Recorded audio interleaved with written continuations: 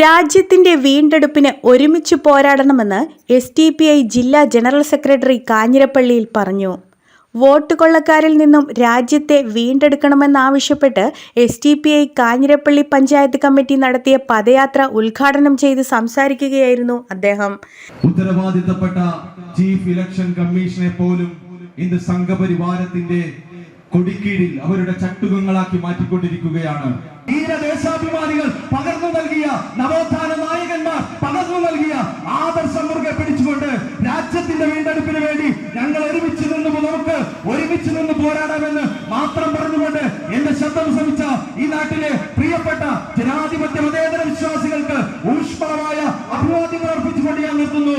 ജയ് Hind, Jai social democracy. SDPI Kanjirappally panchayat committee സെക്രട്ടറിയും ജാഥ ക്യാപ്റ്റനുമായ ഷനാജ് ലത്തീഫിന്റെ നേതൃത്വത്തിൽ പ്രതിഷേധ പ്രചരണ പദയാത്ര നടത്തി.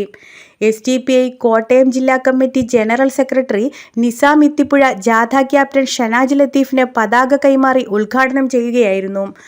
1-ാം മൈൽ ആനിത്തോട്ടം ജംഗ്ഷനിൽ നിന്നും ആരംഭിച്ച പദയാത്ര Thottumukham, Kovilkadavu, Parakkadavu, Koduvanthanam, Petta school junction, Pattimattam Aman Nagar, Pattimattam Punchirikkavala, Pattimattam junction തുടങ്ങിയ സ്ഥലങ്ങളിൽ നിന്നും വമ്പിച്ച സ്വീകരണങ്ങൾ ഏറ്റുവാങ്ങി.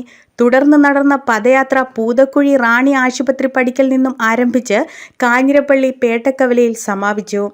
വിവിധ സ്ഥലങ്ങളിൽ നടന്ന കോർണർ യോഗങ്ങളിൽ SDPI കോട്ടയം ജില്ലാ കമ്മിറ്റി അംഗം അലി അക്ബർ, കാഞ്ഞിരപ്പള്ളി മണ്ഡലം committee president VS Ashraf, panchayat committee joint secretary Siyaj Vattakappara തുടങ്ങിയവർ സംസാരിച്ചു.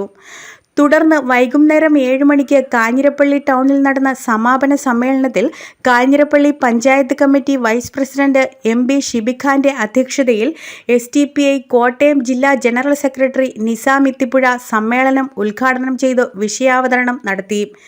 ഇന്ത്യൻ ജനാധിപത്യം നേരിടുന്ന വെല്ലുവിളികളെ സംബന്ധിച്ചും ഭരണഘടനയെ അട്ടിമറിച്ച് രാജ്യം ഹിന്ദുത്വ അജണ്ട നടപ്പിലാക്കാൻ വെമ്പൽ കൊള്ളുന്ന രാജ്യം ഭരിച്ചുകൊണ്ടിരിക്കുന്ന ഫാഷിസ്റ്റ് സർക്കാരിൻ്റെ തെറ്റായ നിലപാടിനെ സംബന്ധിച്ചും വിശദമായി സംസാരിച്ചു.